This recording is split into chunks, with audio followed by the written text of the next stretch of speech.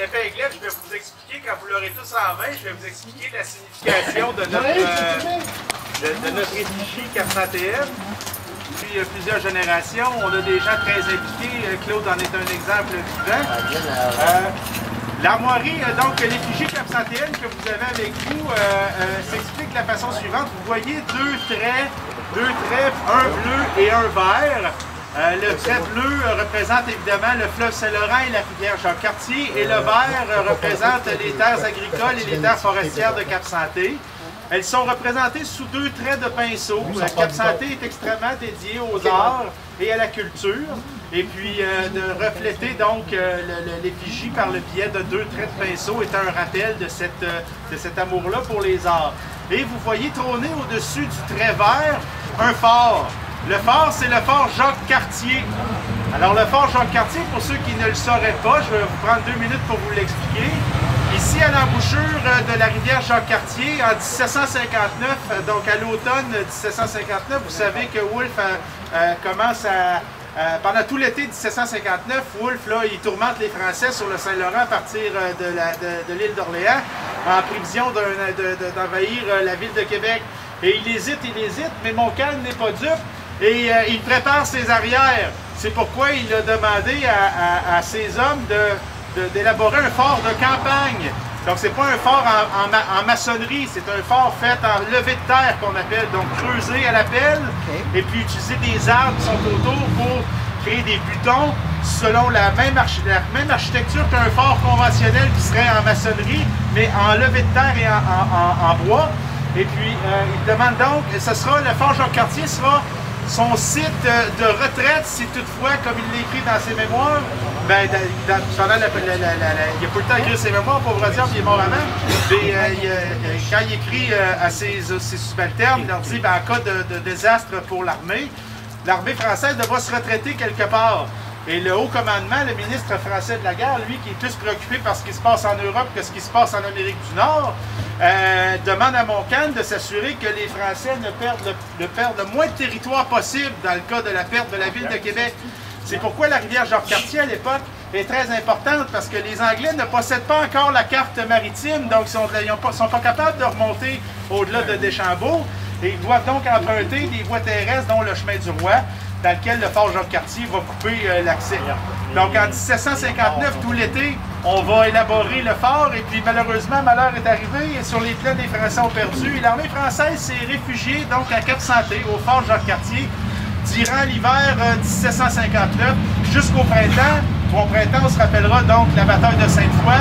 Les armées françaises sont parties de Cap-Santé et sont allées après ça tenter une dernière bravade sur les plaines. Le fort Jacques-Cartier qui avait été érigé entre autres choses avec des levées de terre, des bois, mais en même temps des matériaux de l'église. Pas celle-ci, mais l'autre qui était un peu plus par là-bas avant. Et les fidèles étaient très déçus parce que l'armée française avait réquisitionné leurs matériaux. Alors quand les Anglais ont finalement repris le fort et ont dit, ben, finalement on n'aura pas besoin parce que c'est un ouvrage beaucoup trop important pour que nos troupes puissent l'utiliser convenablement, ben, les ouailles, eux autres ont dit c'est correct, on va aller chercher notre bois et nos clous. Fait qu'ils sont retournés chercher leur stock. Fait que c'est pour ça qu'il reste presque plus de vestiges du bord dans le quartier. Mais qu'encore aujourd'hui, ils traînent sous nos armoiries. Donc, c'était la petite histoire de notre effigie. Lévis, c'est intéressant. Lévis, absolument. Ça a été les quartiers d'hiver de Lévis, entre autres, où est-ce qu'il y a le manoir Alsop, qui était la maison Pichet à l'époque, ancêtre de la famille Pichet. Donc oui, on va compter aujourd'hui sous forme de pièces de théâtre avec des acteurs qui ont essayé de faire leur possible. Ils sont des descendants, soit en ligne directe, de Nicolas Matt, surtout pour les gars, puis les madames, des fois c'est leurs conjointes qui vont jouer les rôles des filles. C'est pas des professionnels, ils n'ont pas pratiqué, ils sont fait une seule fois, ils n'ont pas appris par cœur, fait que souvent ils vont lire leurs notes, mais on va vous conter l'histoire de Nicolas Matt jusqu'à temps que Madeleine Auvray décède.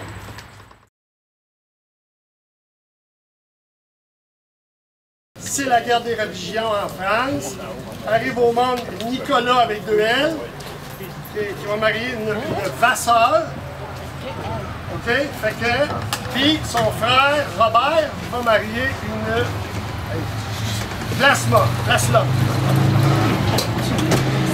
OK? Donc, Nicolas va faire son existence et après ça, il va se marier. Il est né en 1609, il va se marier avec Barbe Arrache. Les Arraches sont, à notre connaissance, des Huguenots. Huguenots, c'est plus la guerre des religions, c'est protestant. On tombe sous le règne de Louis XIV. Vous connaissez ça?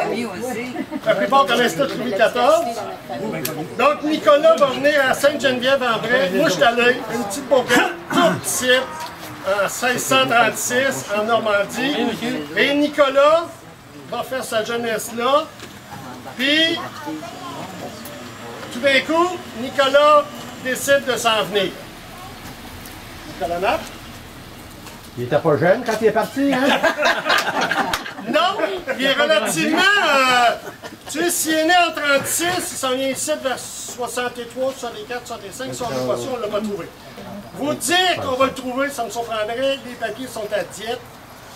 Ça se pourrait qu'il y ait eu quelques affaires sur la tête durant la guerre. Soit Dieppe ou Rouen, là, mais il y a eu tellement d'affaires durant la guerre, fait qu'on a perdu beaucoup de papiers. Fait que Nicolas s'en vient. Parles-tu français? Hein? Non, il parle normand. Normand, c'est pas pareil. C'est des Normands, hein? Tu peux parler, là, vas-y, hein? Ah, il y a quel âge?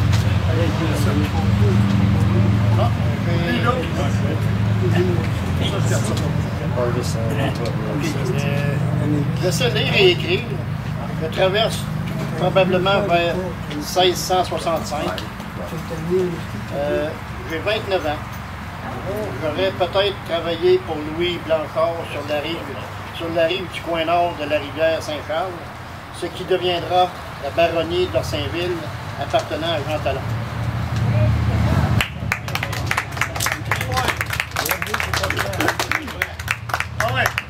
Fait que ceux qui ne le savent pas, ceux qui connaissent beaucoup le Québec, vous savez où est-ce qu'est le parc Victoria.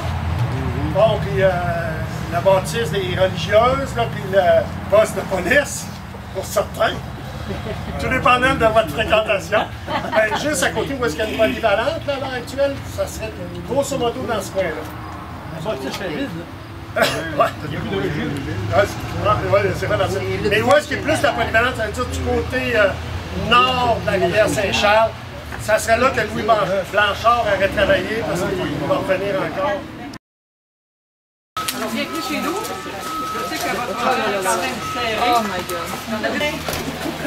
Donc, on se retrouve en 65 à Québec.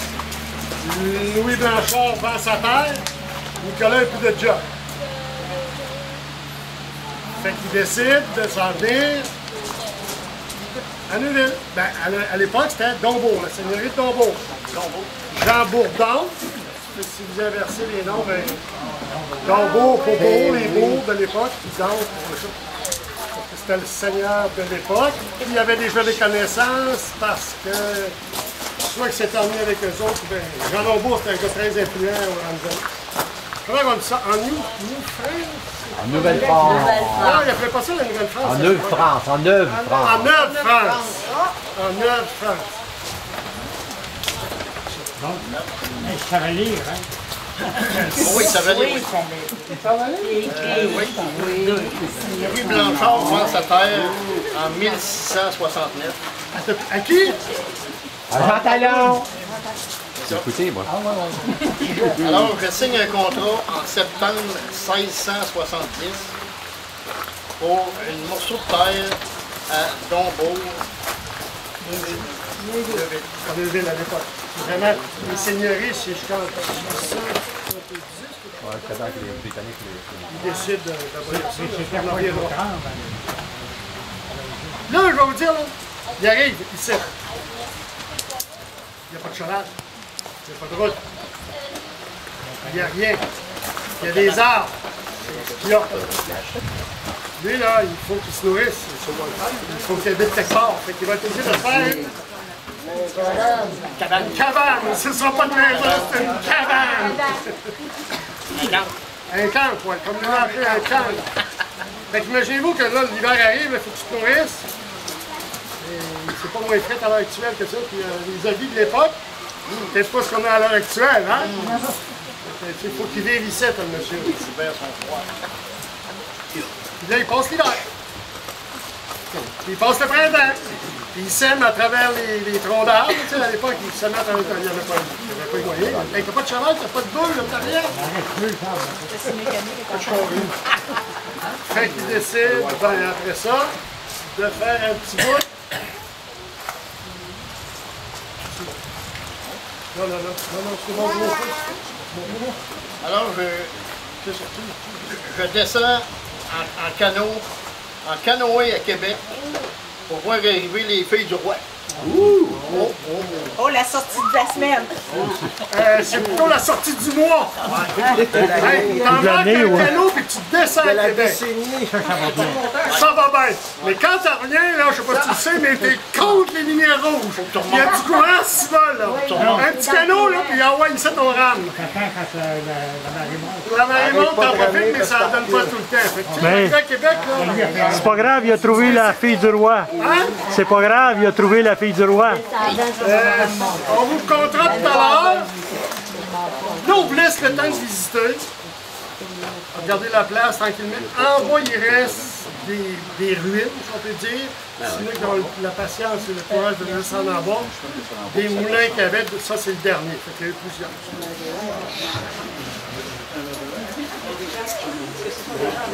Oui, c'est ça.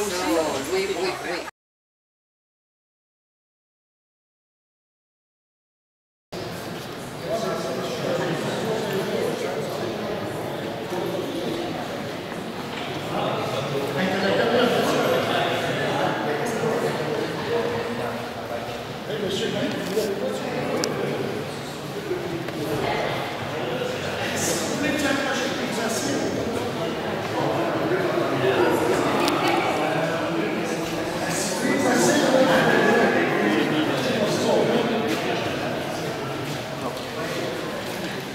C'est pas sa tenue de printemps, c'est sa tenue d'hiver, là, ça ressemble bien grosso modo à ça. Oubliez le bas, c'est des sabots. OK? Sauf que marchand de sabots, je suis pas sûr que la durée de la journée. Fait que, c'est à peu près leur vêtement. OK? Fait que, imaginez-vous, là, qu'on se retrouve, quelle année, vous dites? 1661. 1661. Quand tu t'es marié. Bon. OK. Je rencontre Madeleine Aubry. Je rencontre Madeleine Aubry, fille du roi. Elle arrive en bateau, mais elle n'est pas vite. Donc, Madeleine va vous conter son histoire avant d'épouser son Nicolas. Bonjour, je suis Madeleine Aubry, baptisée à Verdun, coin Normandie. J'ai environ 1652. C'est pour m'en souvenir. Il y aurait eu un erreur en arrivant ici, là, selon les registres, là, ils se sont mêlés avec une de mes sœurs. Donc, soignant orpheline, en France, en vieille France, j'avais pas d'avenir devant moi. Seul avenir que j'avais, servant religieuse. Mais, je vous dis, Madame Bourdon, qui vient à l'orphelinat, que nous dit que notre bon roi payait une dot pour les filles qui voulaient s'en aller en Nouvelle-France. Oh, mon intérêt! J'ai su que là, ici en Nouvelle-France, l'abondance des terres, l'abondance de la nourriture et un homme à marier. Oh, que j'étais intéressée à me rendre en Nouvelle-France. Sauf que ce qui m'inquiétait le plus, c'était le voyage. voyage sur un voilier, j'ai pu dire, comme on disait, ça pouvait prendre jusqu'à 3 mois avant d'arriver. On nous installait à la Seine-Belle, l'endroit où on mettait les canons. On enlevait les canons et on était installés. Je suis partie avec 86, nous étions 86 filles pour la Nouvelle-France. Je suis arrivée en 1671.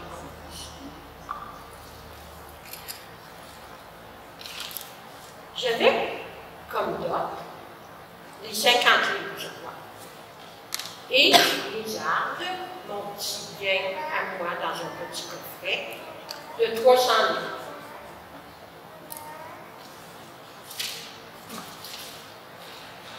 Le 10 octobre, un contrat de mariage avec Nicolas. Oh, qui était très intéressant, parce que lui, un habitant avec une tasse et une bonne maison, non une cabane, très intéressant, très intéressant. Donc, on fait notre contrat de mariage le 10 octobre.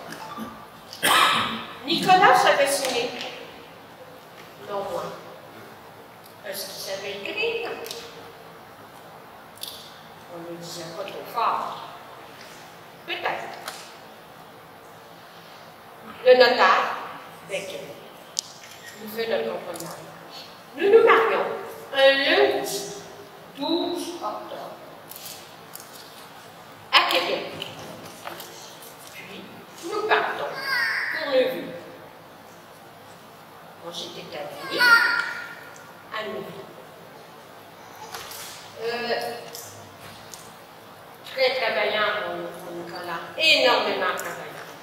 Au bout de 10 ans, au recensement de 1681, après 10 ans, nous avions 15 arpents mis en valeur et 3 bêtes à corps. Nous étions bien nantis. Et 11 enfants évolus au cheval. Tu as vraiment travaillé. Oui.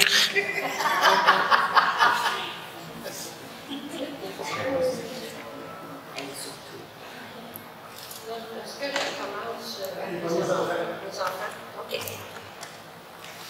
Mon premier, Léonard. Mon premier? Mon premier? Mon premier enfant? Non. Mon premier? Léonard. Léonard. Va voir maman. Viens me voir. Va voir maman. Viens me voir. Maman veut te voir. Oui. Maman veut me voir? Oui. Oui. OK. Ah bah. Même à la naissance. Léonard naquit Ah oui? Ah, OK. Allez-y, Léonard. Je vais apporter une feuille parce que j'ai perdu la mémoire depuis tout ce temps. Je suis né le 18 novembre 1672 à Dombourg, aujourd'hui Neuville. Je suis l'aîné de la famille.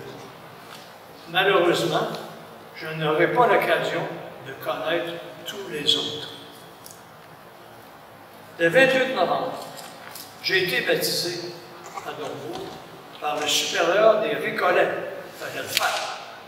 Il venait d'arriver, ça faisait 11 mois. On m'a donné le même prénom que mon parrain, qui s'appelait Léonard Fauché. Je ne sais pas s'il était Fauché, par exemple. En 1696, à l'âge de 24 ans, je suis devenu milicien sous Iberville. C'est une personne.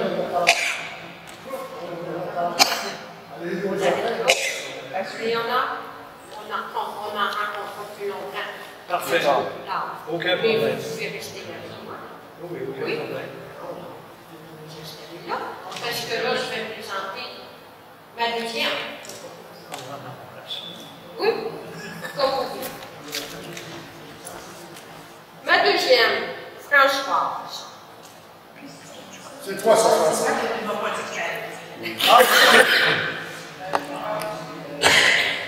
C'est à quoi? Non, je remplace. Oui, moi je l'ai, mais ma deuxième fille devait être ici, mais à cause de maladie, à cause de ce qu'on vit présentement, ben, on avait travaillé fort la semaine passée et l'autre semaine d'avant, on avait travaillé très très fort pour faire nos vêtements. Fait que, oui. Okay. Oui, déçu, là, on en pleurait quasiment. Comme ça, la deuxième fille, c'est Marie-Françoise Mapp. Elle est née le 29 janvier 1675 à Dombeau. Elle a été baptisée la même journée. Son parrain était Pierre Jallet. La marraine était Françoise Larcheval, la fille du roi aussi. Oui, il faut dire que nous étions 48 installés ici à Neuville. C'est pas d'autre chose. C'est bon? Si. Troisième, Laurent. C'était supposé être Jacques. Puis qu'on avait travaillé fort, puis lui aussi était habillé, sauf qu'il n'y avait pas de manteau. La manteau, c'est pour mon mari, mon garçon, il avait des belles vestes avec les deux pantalons. Il y avait le chapeau aussi. Oh, on va le déchapeauter un peu. Laurent, c'est le troisième enfant. Il est né le 19 juin 1677 et il a été baptisé le 29 juin, 10 jours après. Il n'y a pas de prêtre à l'époque, il n'y a pas de curé. Donc, ce sont des prêtres qui voyagent de paroisse en paroisse. Donc, Léonard a eu, mon grand frère a eu une belle chance d'être baptisé par quelqu'un qui avait un grand titre, ce que moi, je n'ai pas. Fait que, ma marraine mon parrain est Laurent Lorigny et ma marraine est Barbe Broyer, l'épouse de Paul Cartier. Il n'est pas chanceux comme Léonard. Je vous le dis, en fait. Léonard, sa marraine, c'était quelqu'un. Je m'en vais, ça va. On va là. Le quatrième, Madeleine. Quatrième. Qui m'appelle? Madeleine, c'est beau. Oui, bien, bien, ma belle grande fille. Ouais, mais je suis pas Madeleine, moi. Et c'est qui, Madeleine? La Marie-Jeanne. quatrième. Qui est la quatrième? Quatrième, c'est moi, mais je m'appelle Marie-Jeanne. Marie-Jeanne? Ben oui. Ah, c'est Marie-Jeanne. Quand on a 11-12, on se trompe de nom, il n'y a rien. Avec 11, là, ça se peut que j'en On en mélange. Bon, ben, je vais y aller. Le temps qui s'en vient, je vais faire lire quelque chose à Nicolas. Parce que Nicolas, il a affaire avec du monde. Pour suivre la chronologie. En juillet 1679, je suis témoin à Québec pour Marie Hébert, fille de Louis Hébert, épouse de Guillaume Couillard. Louis Hébert, vous savez c'est qui? Oui. Et Guillaume Couillard, vous savez c'est qui? Oui. C'est l'ancêtre du Couillard d'Amérique et notre ex-premier ministre. Les dates de naissance, on était très bien vus, étant donné que nous étions très bien nantis, ici à Neuville. Donc, Merchant, viens voir. Tout bien. Je te dis que mes filles, ils connaissent ça là. Bon, moi, je suis Jeanne, Marie-Jeanne. Je sais tous le nom de Marie. La quatrième fille de Nicolas et Madeleine. Alors, je suis née le 19 décembre 1879, baptisée le 20 décembre 1679 à Tombeau. Mon parrain était Pierre Gatien. la marraine Jeanne Constantino. C'est ça que je m'appelle Jean. Le prêtre Germain Morin, prêtre commissionnaire. Je n'avais pas vu pour l'instant. Le cinquième. Mais là, en cours, tu sais que non, on ne le fait qu'en éducation. Vas-y, mon Nicolas. Le 16 avril 1681, je suis témoin à Québec pour Marie Hébert, fille de Louis Hébert, épouse de Guillaume Couillard pour Pierre Groslo, le 25 mai.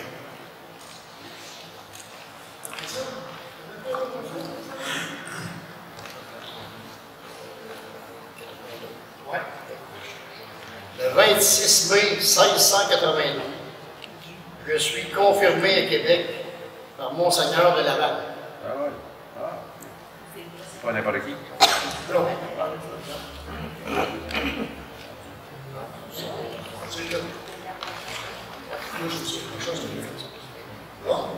Le cinquième. Il fallait qu'il y en ait un qui porte le nom de son père. Nicolas. Ah, le bon. Le meilleur. Non, c'est mon ancêtre. Le meilleur. C'est votre ancêtre. Mon nom est Nicolas Matt. Je suis né le 22 septembre 1682 à Dorval. J'ai été baptisé la même journée. Mon parrain, Nicolas Langlois, propriétaire du lot 211, qui correspond au 1087 138. Et ma marraine, Elisabeth Mignon. Bravo.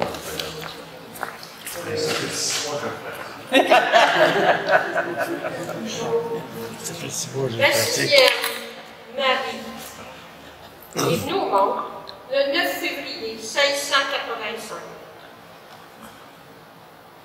J'ai connu un petit peu dans l'avenir. J'ai fouillé un peu, là. Il y en avait qui étaient capables de savoir l'avenir, il y en avait qui étaient capables de voir dans mes enfants qu'est-ce qu'ils faisaient. Mais figurez-vous que ma Marie, c'est l'ancêtre de... Hein? Non, qui était une femme communiste, là. Marois? Marois. C'est une des ancêtres de Marois. Ouais. Ah. Oui. Ouais. Le septième? Non, parce que Ah, ok. mais il faut que j'étire un petit peu. On va demander au guide de nous conter un petit peu l'histoire de l'église de Neuville.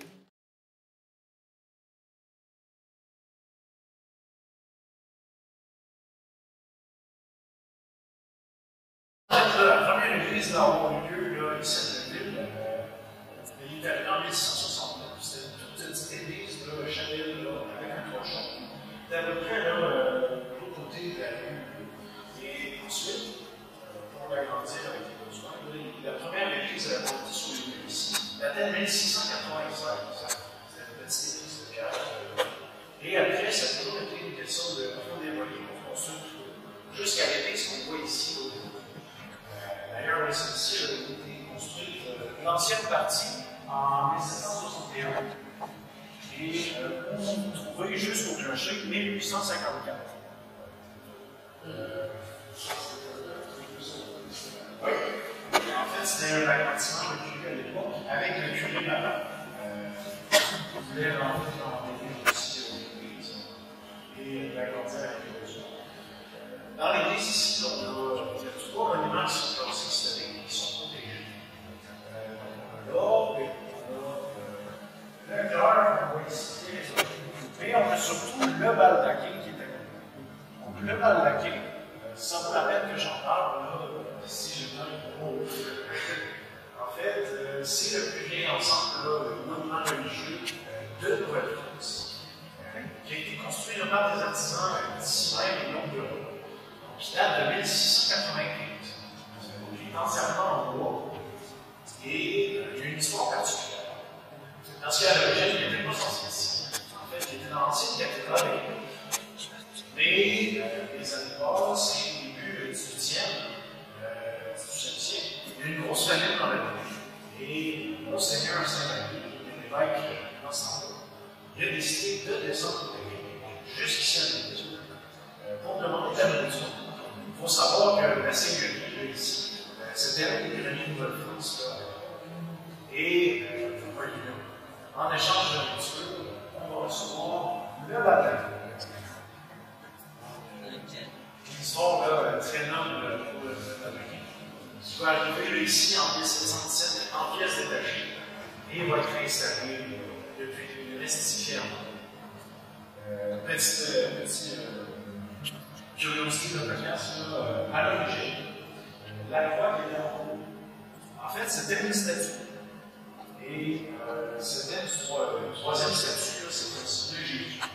Sauf que quand on fait l'agrandissement actuel, un vieux curé de l'époque lui supervise un peu les statues, parce que selon Jésus, elle portait plus arisée. C'est dans le village. Donc, il n'a pas été et décidé de remplacer par un autre curé.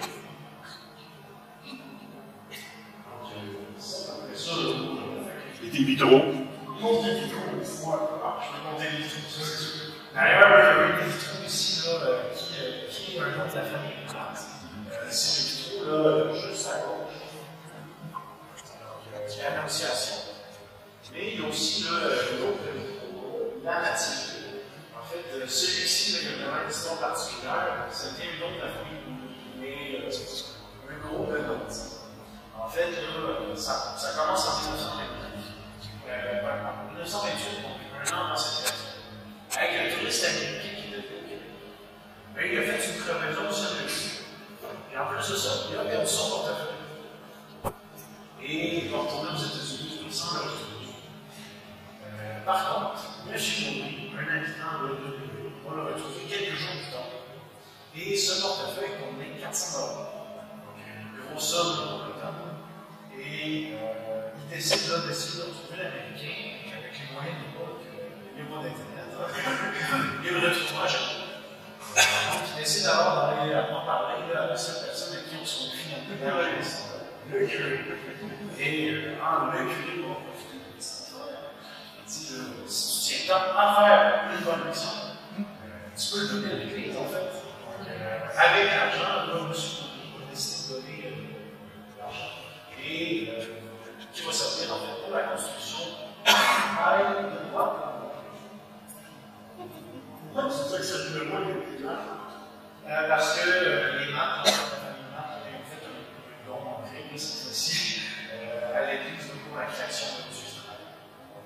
C'est écrit don de la famille maths ou le don de la famille? D'ailleurs, il est un petit peu plus récent que l'autre, qui date de 1935. Et c'est ça, c'est une compagnie qui travaille à Montréal qui faisait ça. Elle s'appelait la JP au Chat Compagnie. C'est une compagnie qui existe Dans ce canopé en torsade, c'est assez unique ça ici. En fait, le baldaquin, je viens de préciser, c'est vraiment unique en Amérique. On trouve ailleurs dans autre église. Seulement dans les cathédrales. Aussi, là, il y avait été. C'est un certain genre de monde de la peau qui l'a construit. Et c'était expiré à l'époque de Saint-Pierre de l'Eau. C'est ça que je pensais pas ça. Même qu'à l'origine, le baldaquin était là. Il faut davantage de ça. Oui.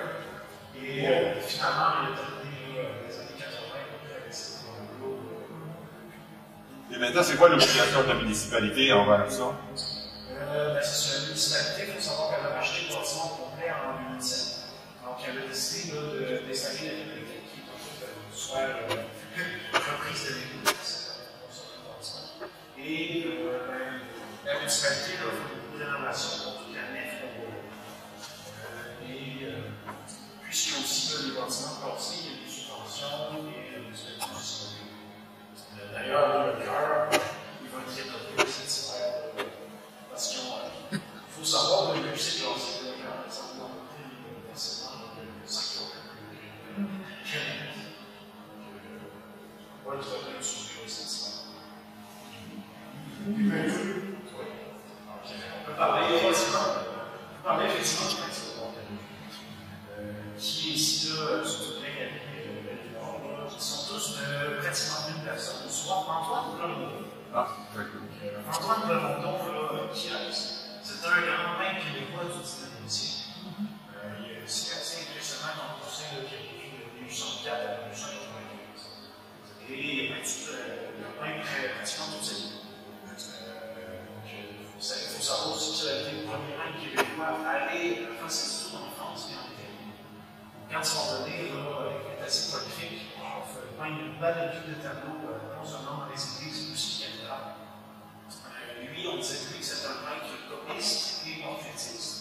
Donc, copiste, là, parce qu'il faisait de la portrait religieuse, de grands chefs-d'œuvre qu'il visitait. Évidemment, un président. Il va faire beaucoup de portraits dans les églises chrétiennes. Et on voit ici, on a autant de plans. Parce qu'il n'y a pas seulement le bleu ici, mais également la sacristie en arrière. Donc, ce bleu, en fait, on a 27 toiles.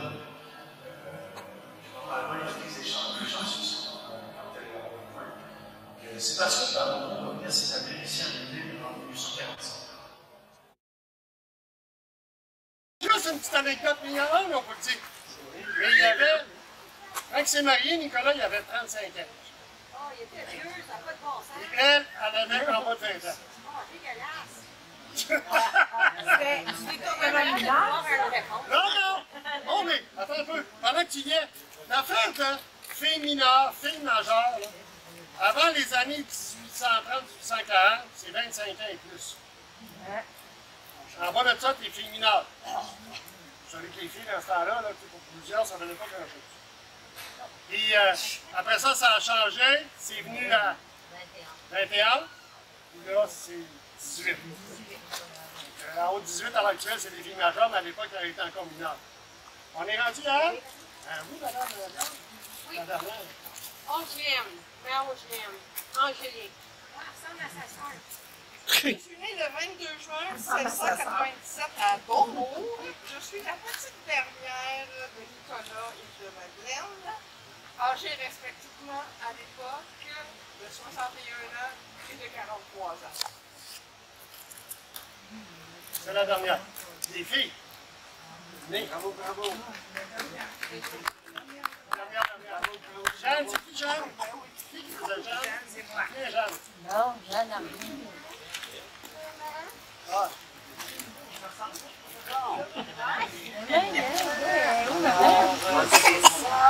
Je me suis mariée à l'âge de 16 ans, en 1695, avec Jean Beaupoint.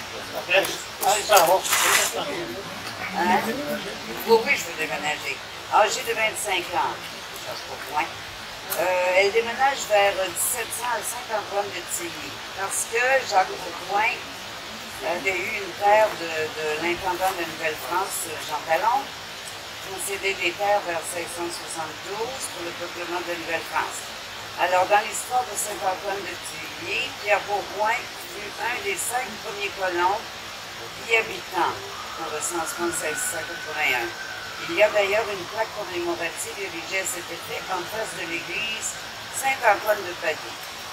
Parce qu'il y a une version de Saint-Antoine de Paris. À l'époque. À l'époque.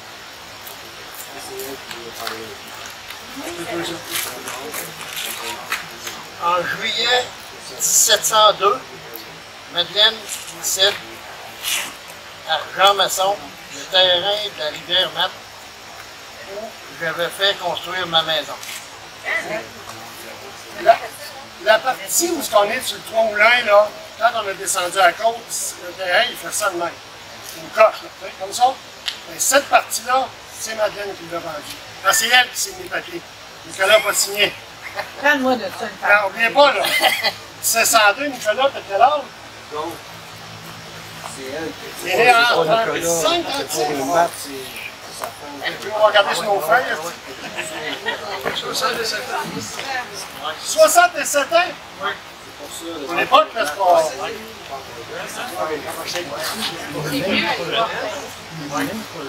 Léonard, toi, tu l'as fait. Lorrain? Ah, c'est moi, ça encore? Laurent, c'est le premier qui va laisser une descendance. Il a été marié 10 ans. OK? Laurent, le problème, pas le problème, c'est que Laurent, il est arrivé, Léonard est habituellement, les plus vieux avaient la terre. Léonard, il n'est pas mort. Lui, il ne peut pas avoir la terre. Il est obligé d'aller ailleurs. Et c'est qu'il fait? Il monte dans les terres. La fin du site, il l'a franchi. Et qu'il va commencer à se faire une terre ici dans le coin, ce qu'on appelait, comme on aimait à l'époque, le rang des Méloises. Le rang des Méloises, pour ceux qui connaissent un peu l'histoire, Madame de Méloise, la fille, c'était la maîtresse de Bigot, de l'intendant Bigot. Mais son père était aussi très haut dans les choses, fait qu'il est venu se construire ici. Donc, Laurent, il a eu plusieurs trucs, il a été payé, obligé de payer un paquet d'affaires, il est obligé. Son premier enfant est né à Neuville. Puis là, je vais être obligé d'arrêter, on est en 603. Le premier enfant à Laurent arrive. Après ça, c'est parce qu'il se passe une autre histoire. Je vais être obligé de jouer le temps. Donc, Nicolas Fils. Oui, c'est moi. C'est toi qui la présente, vas-y. Je me marie le 20 avril 1705 à Neuville avec Marie-Angélique Coquin, dit La Tournelle, et j'aurai 11 enfants. La lignée des Laurent, c'est une lignée de terre. La lignée des Nicolas, va vous flatter certains, là, qui vont dire, c'est une lignée de gens d'affaires. Nicolas, il a fait signer des quittances, c'est lui qui va avoir la terre. Lui, il a fait signer des quittances à son frère, sa soeur, sa soeur, sa soeur. Il a à peu près partout fait signer des quittances pour être sûr qu'ils ne reviennent pas pour les droits de propriété. Il y en a des... il y en a, lui. Non, c'était un gars d'affaires en tabarouette. Ouais, mais vous avez vu tout à l'heure les terres, l'arpentage, là. Il voulait être sûr que ça peut pas être correct. Je me marie, Anne se marie avec Romain Dubois, Dubuc, le 7 octobre 1608. J'aurais 2 enfants. Elle a eu 2 enfants. Puis, avec... pas les bracelets longs. Puis, avec Étienne Magnan en 1713. Donc, elle va avoir 8 enfants. Elle s'est mariée 2 fois, ma Anne. Une fois en 1708 et une autre fois en 1713. C'est avec Étienne Magnan qu'elle a eu 8 enfants. Robin Dubuc, c'était le fils d'un des filles du roi qui s'est arrivé avec Madeleine Aubry. Ils sont mariés, ils ont eu un gars qui a marié Anne. Après ça, on est rendu à Louise. Louise! Louise, reviens, Louise! Bon, alors je me marie le 5 novembre 1714 à Jean-François Constantino à Pointe-aux-Trembles de Villeville. Okay.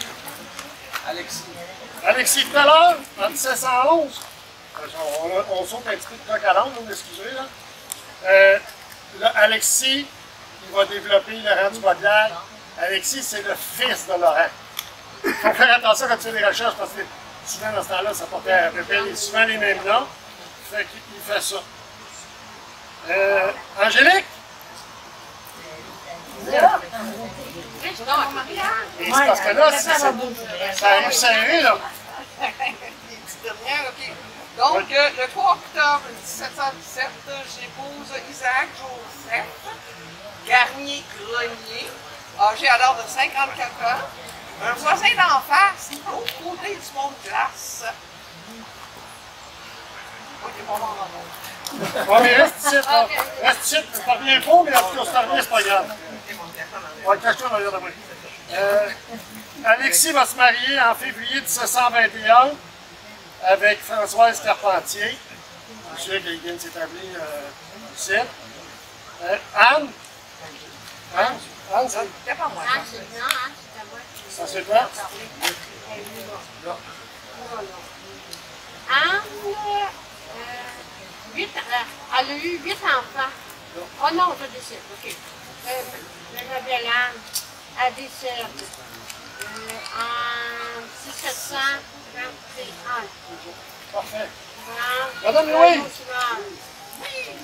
Non, c'est-tu le bébé, ça, Louise? Non, non. En 1732, là. En 1732, là. Oui, c'est ça. OK. Bon, en 1732, je déménage à la baie du Fèvre. Baie du Fèvre? Je regarde la face de tout le monde, il n'y a pas grand monde qui a l'air à savoir c'est où. Non, c'est en s'en allant... Sur la rive sud du lac Saint-Pierre, dans la partie ouest du lac Saint-Pierre. On fait partie, il y a beaucoup d'immigration des oies blanches, c'est un escale des oies blanches, beaucoup d'ornithologues ont là laissé. Donc, nous avons eu 7 enfants, mais le dernier, Joseph, est né en 1733, c'est le seul qui est né à la baie du Fèvre. Les autres sont tous nés à Neuville. C'est ça. Dans la paroisse Saint-François-du-Lac. Peut-être pour vous autres, ça vous dit un petit peu plus. Là.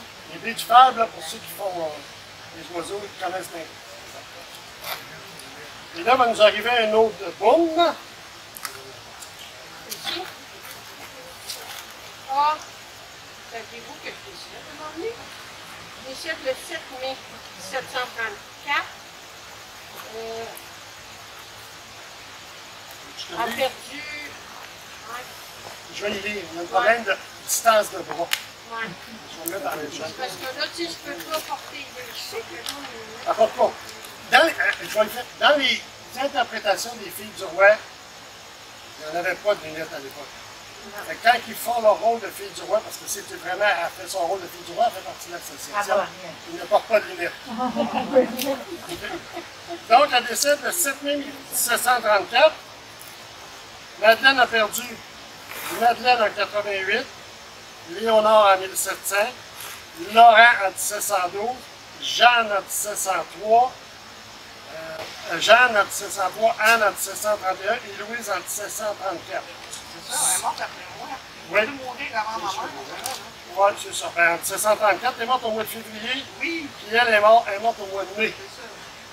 Sauf qu'elle est à Baie du Fèvre. Avez-vous pensé que c'était un méchant bout, là?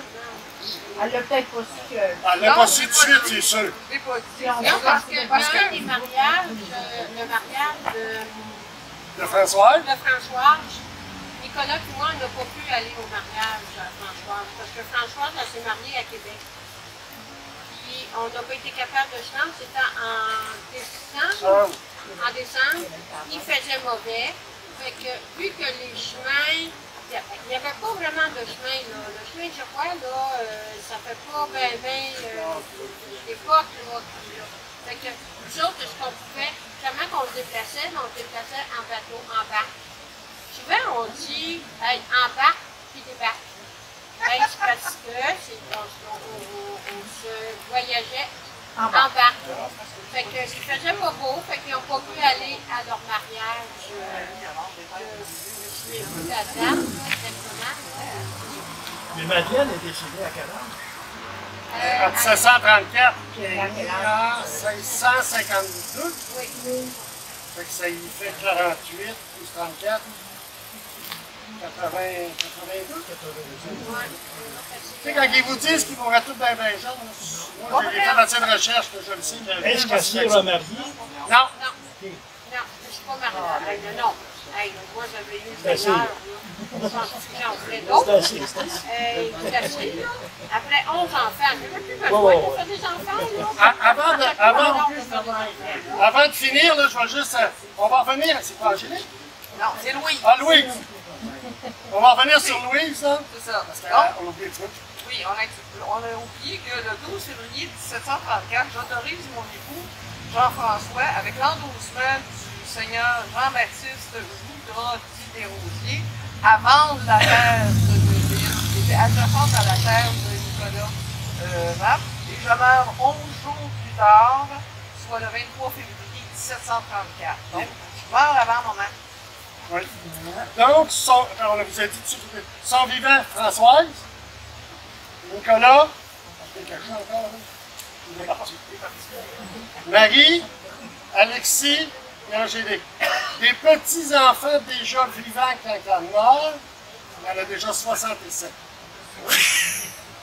Il va en avoir d'autres après. Mila est mort, fait que c'est la fin de la pièce de théâtre. Allez, Je veux vous remercier d'être venu, étant donné que moi je vous ai fait un très court résumé du site d'Éry. On s'est fait donner beaucoup de livres sur l'histoire de Pont-Rouge qui racontent l'histoire de la maison d'Éry, du site de pêche d'Éry et du développement, de la création de la municipalité de Pont-Rouge. Alors je vais en donner un par, pas toute la famille Matt, mais par chaque couple ou chaque famille. Donc vous avez juste à venir passer votre copie. Et merci beaucoup d'avoir choisi le site d'Éry pour une des étapes là, pour raconter l'histoire de votre famille. On a eu affaire là-dedans. Si vous vous promener sur le bord du pont, là, vous allez voir que franchir ça, ça va peut-être pas évident. Sur des gros morceaux de bois, là. Oui, c'est ça. Alors, bon restant de visite. Merci beaucoup.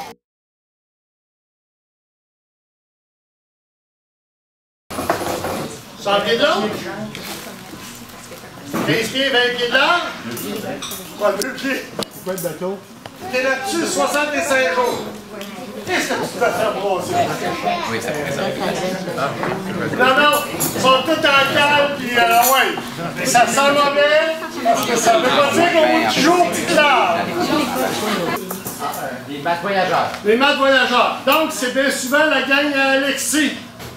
Tu verras. Ben, on verra. Mais c'est pour ça que je mets des punchs. Si me dit on verra, c'est des punchs. Puis après ça, moi, je vais revenir, puis on va faire sur façon humoristique, drôle, sur le questionnaire que beaucoup certains ont bûché. Bûché pour faire des questions. Comment on va sur le site? Sur le site, là, il y a pour à peu près 1500 pages, il y a à peu près 250 capsules. Il y a du stock. Bon. Un petit rappel pour finir. Quand on a commencé l'aventure, c'était en 2015. Ça, c'était la première banderole. Ah oui. En 2015, on était à Neuville. On a voyagé un petit peu. Le plus loin qu'on est allé, c'est l'année passée. On a accepté que Gaëtan s'en occupe. Ça a très bien été, très bien fait sa job. Elisabeth l'a un peu tout seul. Elle l'a pas mal aidé. On va partir sur le. On est allé à Saint-Optique l'année passée, parce qu'il y a plusieurs dates. Vous dire l'année prochaine où est-ce qu'on va aller, on ne le sait pas. Pas grands voyageurs. Mais les maths ont été de grands voyageurs. De très grands voyageurs qui ont essaimé partout sur le continent américain. Et je vais vous montrer un peu de quoi ça a l'air quand on essaime sur le continent américain. Et à quel moment ça a été fait. Alors, on vous a parlé aujourd'hui des 3 fils qui ont eu des enfants, les 3 fils de Nicolas. Alors, on va Laurent.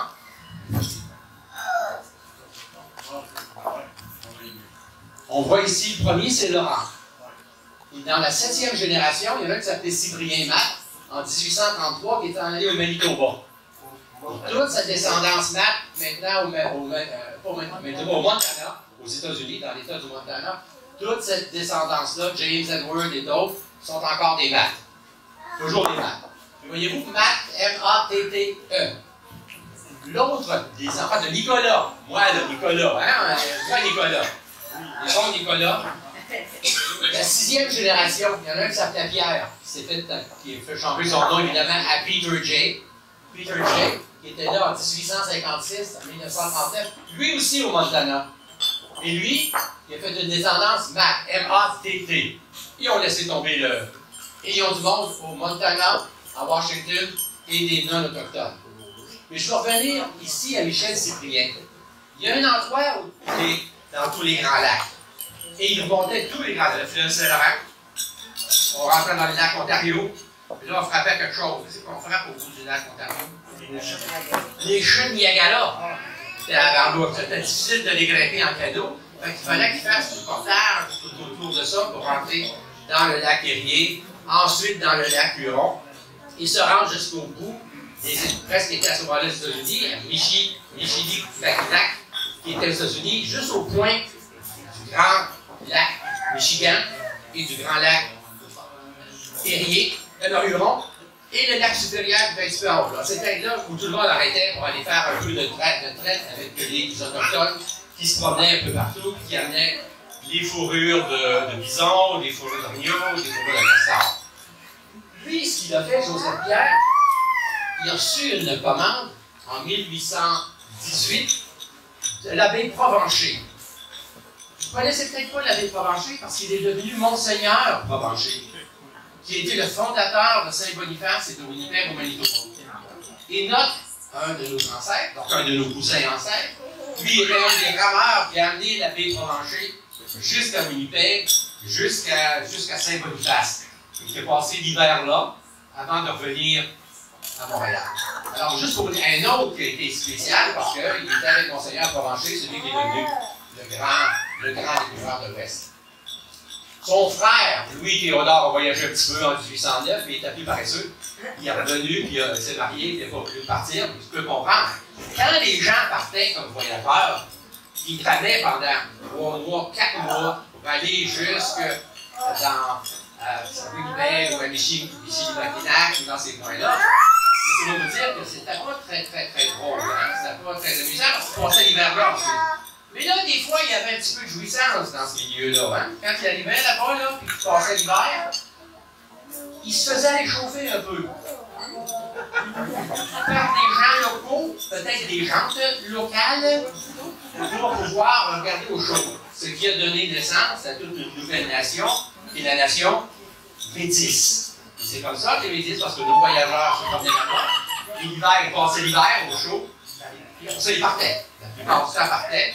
Et là, tu trouves chez les métis des gendrons, des fauchés, des maths, toutes sortes de noms francophones parmi les nations métisses qui sont dans ce coin-là.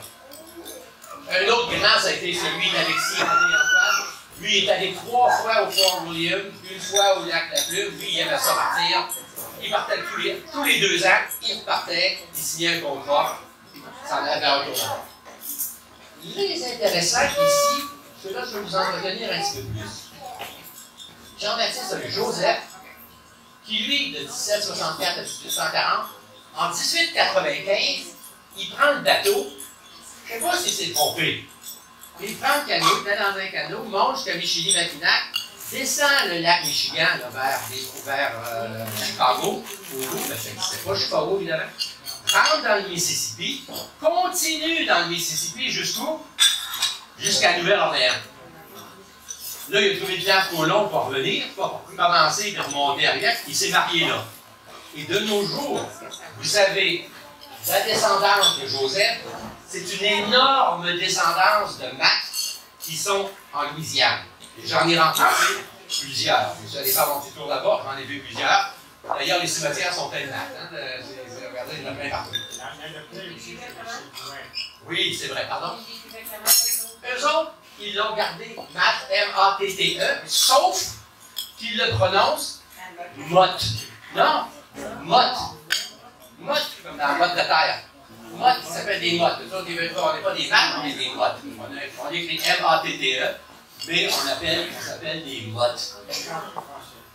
Oui, ils parlent français. Les gens de mon âge, de notre âge, parlent français encore. Ils sont gênés un peu. Parce qu'entre eux autres, ils vont se parler en français. Ils vont faire le français. Oui, ils vont faire entre eux autres. Mais quand il y a un étranger, même si c'est un étranger qui parle français, ils sont gênés parce qu'ils disent mon français n'est pas assez bon, ou j'ai un français avec un gros accent. Donc, je préfère en parler. Ils ne parlent pas, non, ils n'écrivent pas. Ils n'écrivent pas, c'est très difficile. Il ne faut pas oublier qu'on leur a interdit l'enseignement du français en Louisiane. Ça a été interdit. Ils ne pouvaient absolument pas parler français à l'école. Dès qu'ils arrivaient, tu parlais français, tu te faisais taper. Donc, après un bout de temps, le monde, ils sont obligés de passer. Ce qui est intéressant chez ces Acadiens-là, c'est que eux, ceux de notre génération, parlent encore français, un peu, je les ai forcés à parler français avec moi. Leurs enfants ne parlent pas français. Mais leurs petits-enfants, parce qu'il y a un renouveau en Acadie de Louisiane, eux vont à l'école, vont dans les écoles d'immersion et réapprennent à parler français. C'est vraiment intéressant de voir comment le français est devenu important en Louisiane. Je vais vous montrer quelques photos de ça après. Les 2 autres qui sont intéressants sont les descendants de Jean-Baptiste, Joseph Hubert, qui est allé en Oregon en 1840, et Louis, qui est allé avec son cousin, une fois de même, là, c'est les 2 qui sont allés là-bas. Eux autres, leur descendance, c'est des M-A-T-T. Il n'y a pas de E à leur nom. Mais ce sont des autochtones. Totalement autochtones. Ce sont des gens qui sont, parce que lui et lui se sont mariés avec des femmes autochtones, et leur descendance était des demi-autochtones, et leurs descendantes étaient des trois quarts, puis les petits-enfants, c'était complètement autochtones. Ça, c'est au Montana. Je suis allé au Montana. Je suis allé rencontrer ces Matt-là. Ils ne parlent pas français. Mais ils sont très convaincus de leur nom Matt. Et ils prononcent Matt. Pas de E, mais ils prononcent Matt, comme on pourrait le faire nous autres aussi, ici aussi. Et si on regarde là-bas quelle sorte d'autochtones, dans quelle tribu, c'est dans la tribu des pans d'oreilles et des nez percés. Ils appellent là-bas les nez perces, nez percés, nez perces, ou les pans d'oreilles, pendants d'oreilles. C'est des noms que les Blancs leur ont donnés quand ils sont arrivés, quand ils ont vu les premiers autochtones là-bas, parce qu'il y en a qui avaient des choses aux oreilles, puis il y en a qui avaient des nez percés. Et leur vrai nom, les noms qu'eux veulent se faire reconnaître, c'est la tribu des Salish et des Kootenai. Alors, c'est des gens qui sont très intéressants aussi, que j'ai vus là-bas. Je continue. Juste vous donner un exemple, ça c'est le contrat de Pierre Gilbert Provencher. Alors, ça dit combien d'articles des contrats comme ça qui étaient écrits à la main par le notaire, devant un notaire, puis il y avait l'argent qu'il devait donner, etc. Combien il devait faire, puis s'il ne se faisait pas, s'il ne se rendait pas, puis il ne prenait pas, il n'y avait pas d'argent. C'est difficile à lire, mais ça prend un petit cours de paléographie, mais on peut lire. Celui-là, il se lit très bien. Si vous pouvez le voir, Norbert Provencher, Joseph et Séverin, Joseph Nicolas Dumoulin. Ça continue, je peux lire, je peux lire ça, je les ai fait. Oui, non, mais pas obligé d'aller regardez. Regardez, pas obligé, j'ai fait de même. Non, mais là, on va là-bas vous aider, là, il disait, je suis pas capable de lire, je suis pas capable de lire. Là, on peut lire. Présent, Joseph Pratt, cultivateur, en Sorel. C'est une gang de Sorel, hein, c'est chez vous, ça, là. Hein? C'est ça. Ils sont là. C'est beaucoup qui partaient de Sorel. Je pense qu'il n'y avait pas assez de terre, alors les plus jeunes partaient, puis ils allaient faire un peu de caménage.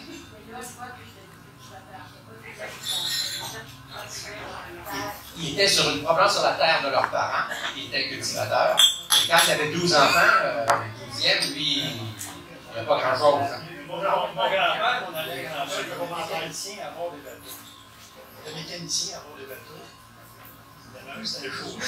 C'est le même. C'est très simple. Il était cultivateur, il était aussi mécanicien. C'est mon grand-père à Télan, c'est un sur le riz de l'or. Mais ça se peut très bien que ce soit lui, parce qu'il faut pas oublier qu'il est allé qu'une fois. Il a juste fait une fois le voyage dans l'Ouest avec Monseigneur Provencher, avec l'abbé Provencher. Ça ici, c'est la ligne rouge. C'est le Montana. Ça, c'est l'État dans lequel je suis allé faire un tour pour voir ces gens-là. Et ils sont ici sur une réserve. La réserve des Flatheads. Et des têtes plates. La réserve des têtes plates.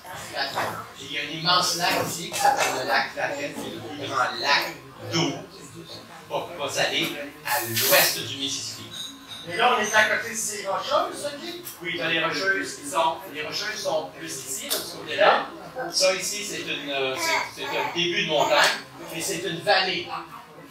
C'est une immense vallée. Quand ils ont pris les Indiens, les Indigènes, les Autochtones, ils les ont sortis de différentes terres pour les envoyer dans des endroits qui étaient moins habitables ou habités, ben, ils ont profité pour les mettre dans des endroits moins intéressants et les envoyer là. Mais c'est un endroit magnifique. C'est un endroit magnifique. Oui, ils s'en sont bien occupés. Tout ça, ça leur appartient. Toute cette section-là, le lac, appartient à la tribu des Salish, les pans d'oreilles, les disperses, les versés. Ça leur appartient. Oui, oui, ils vivent là. Oui. Ça, c'est le lac Flathead. Vous voyez le Parlement tribal des trois nations, les Salish, les Kootenays et les... J'ai oublié la troisième. Et l'autre. J'ai oublié la troisième. C'est très beau, c'est bien aménagé. On voit qu'ils sont fiers de ce qu'ils sont. Et c'est dans près de là, il y a l'église de Saint-Ignatius, qui était la première paroisse paroisse catholique qui a été créée dans ce coin-là par les Autochtones eux-mêmes. C'est eux qui ont créé cette église et cette paroisse, avec les pères qui étaient au-delà, je me rappelle bien. C'est une très belle église. Quand on va à l'intérieur, on voit que ça a été fait avec beaucoup de respect. Une chose que j'ai oubliée. On va aller à l'intérieur.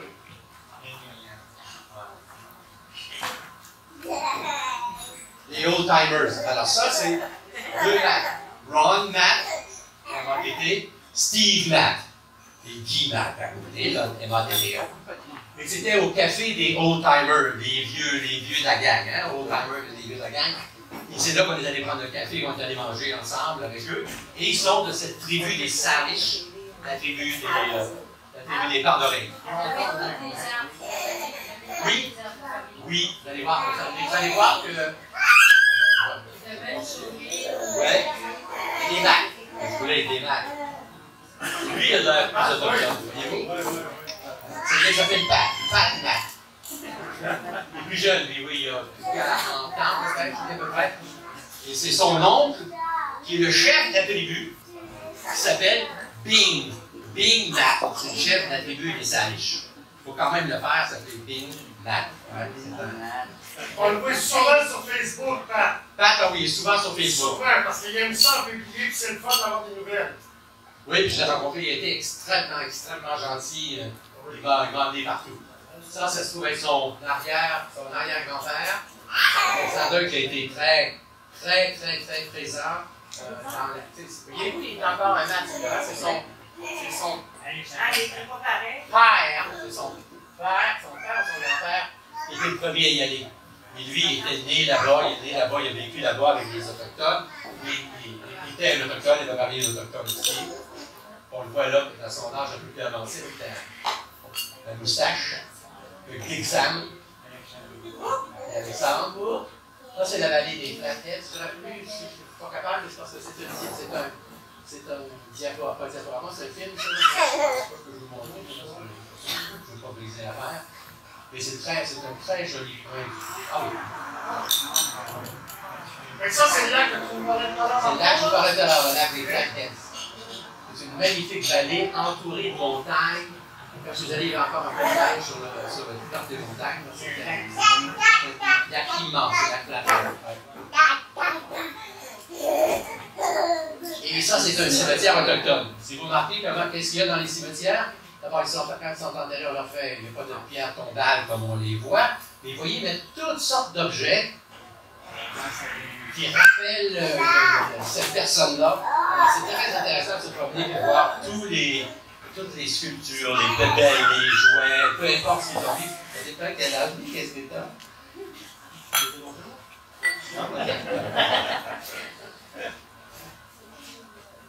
Et ils sont enterrés comme nous autres? Oui, ils sont enterrés. Ils sont enterrés dans la terre.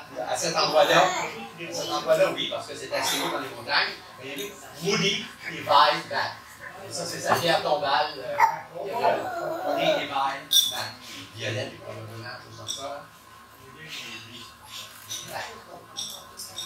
Là, il y a d'énormes réserves de bisons qui est sur la réserve des Flatheads et qui est maintenant la responsabilité de ces tribus-là. Et c'est à côté de la voiture, celui-là. Si vous dire que quand ça vous regarde d'un œil, ça, tu dis, on va peut-être pas rester ici parce que c'est des affaires. Là, tu as ramassé une voiture et tu as tiré ça à l'envers. C'est gros. La Louisiane, maintenant, juste rapidement, en Louisiane, vous voyez la Nouvelle-Orléans, Port-Rouge, Lafayette, Lake Charles. Ici, c'est la partie acadienne de cette région-là de la Louisiane. C'est là que vous allez trouver le plus de francophones ou d'ex-francophones. Et puis il y a des villages que vous pouvez voir, comme par exemple, vous avez Saint-Martinville, Broussard, Pilet, Évangélil, Abbeville. Il y a plein de petits villages dont le nom est toujours francophone parce que ce sont des francophones qui ont brisé. Oui.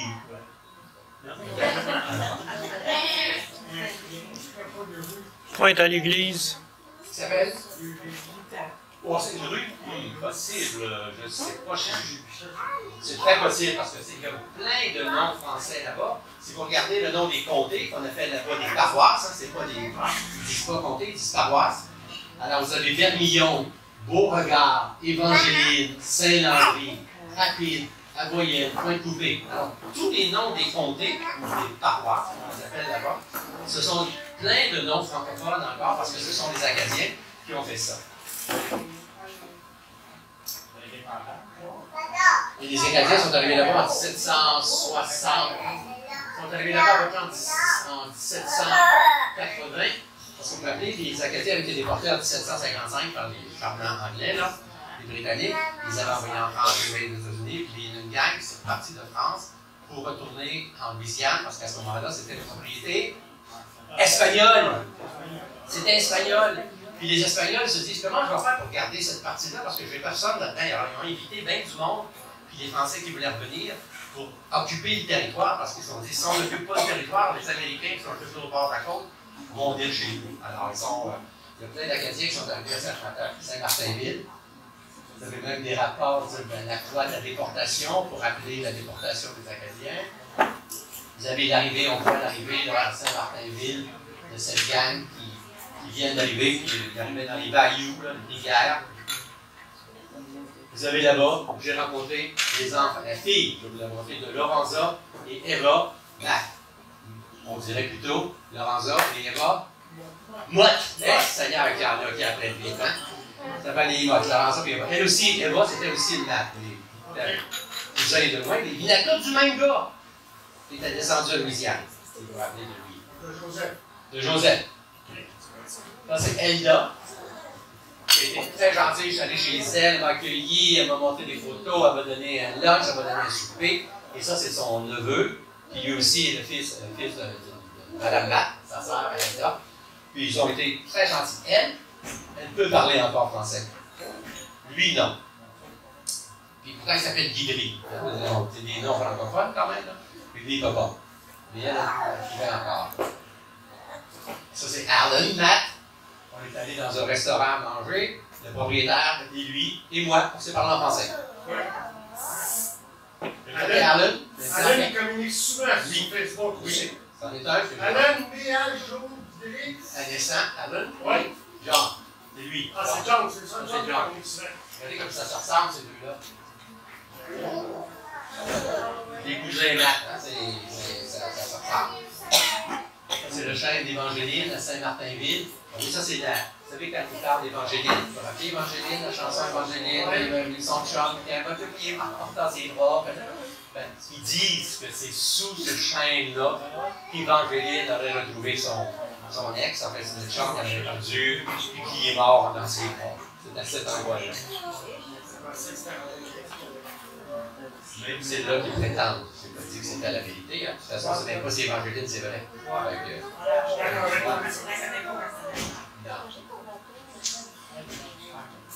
Ça parle justement d'Henry Wadsworth Longfellow qui a écrit le poème d'Évangéline. C'est lui qui a fait ça.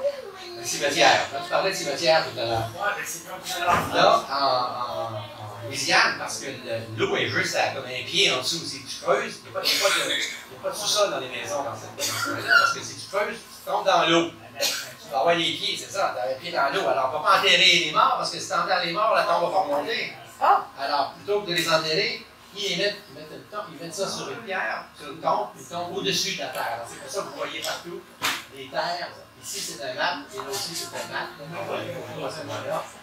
Il y a plein de maths dans ça. C'est dans Church Point, qui était un endroit où il y a eu énormément de francophones. D'ailleurs, quand je suis allé là-bas, ils ont dit, vous êtes un maths? Ah, ben ok, d'abord, on va vous interviewer. Ah ouais. Vous voyez, juste montrer qu'ils ont peur que l'eau monte. Hein? C'est des maisons typiques de Louisiane, dans le sud de Louisiane. Vous avez ça sur des pilotis. On fait des maisons sur pilotis parce qu'on ne sait pas. Les inondations, on ne sait pas quand l'eau va monter, puis des choses comme ça. Regardez les mains ici encore, je pense ça. On va grimper celle-là. Celle-là, j'ai peur. Lui, il avait peur. Oui, mais est-ce que vraiment ils ont de l'eau. Même pas à cette hauteur-là, mais ils ont de l'eau qui arrivait de temps en temps. Je ne sais pas si. Moi, quand j'étais là, il n'y a pas d'eau qui est arrivée là, heureusement, parce que moi, j'étais dans la voiture en face. Il y a l'eau dans l'eau, je ne pas. Alors, c'est parce que j'ai juste passé devant la maison, mais oh, ça, c'est une maison à prendre. L'eau n'est pas loin, hein? L'eau est à 1 km de là pour aller maison. Ouais, c'est comme oui, c'est ça, c'est l'eau de mer. Alors, si l'eau de mer monte, c'est déjà pas certain que ça va faire. Il y a le quelqu'un en maths, le kayakiste. Ouais, il est bien, ouais. Bon, il a fait des photos. Il y en a des photos. Le descendu en Louisiane. Oh oui. Quand Joseph est arrivé là-bas, c'est le genre de maison qu'il avait, le premier, là. Vous avez vu ce qu'ils ont maintenant? Ça, c'est ce qu'ils avaient avant. T'as pas fort, t'as pas l'eau, hein? Avec la cuisine qui était. Une petite chambre à coucher avec la catalogne. Il y a des moustiques? Ouais. Alors, c'est pour vous dire que il y a toute une catégorie de maths qui sont en Louisiane et toute une autre gang qui sont au Montana, en Oregon, dans l'État de Washington. Et sur les flatheads, d'ailleurs, ils disent, il y a un dicton là-bas, il y a tellement de maths ici que si tu garoches une roche en l'air, probablement qu'elle va tomber sur un mat. Juste pour vous montrer comment est-ce qu'ils pensent qu'il y en a. Il y en a beaucoup, j'en ai rencontré. Alors, je vous remercie de votre oui. Vous avez été voir ça? Est-ce que vous avez raconté l'histoire? Les autres sont au courant de l'histoire. Moi, j'ai coupé les autres entendre d'abord. Est-ce que le monde de par là sont au courant de l'histoire des mains? Ils savent-tu d'où ça vient? Oui, ils le savent. Ils sont très intéressés et du côté du Montana et du côté de la Louisiane. Beaucoup plus la Louisiane encore, parce qu'il y a plus de liens avec ce qu'on a fait. Moi, je communique beaucoup avec Alain, John. C'est ça. Mais ceux de là-bas, ils savent qu'ils sont des maths. Ils connaissent avec Alexander, ils connaissent tous Alexander qui est un chum avec Big Sam et tout ça. Ils savent que ça vient du Québec, de Nouvelle-France. Ils font des rencontres. Oh oui, il y a des powwows, il y a des groupes là comme ça qui sont très intéressants. Alors, je ne veux pas vous prendre plus de temps, mais je vous remercie de votre attention et j'espère que ça a été intéressant. Voilà.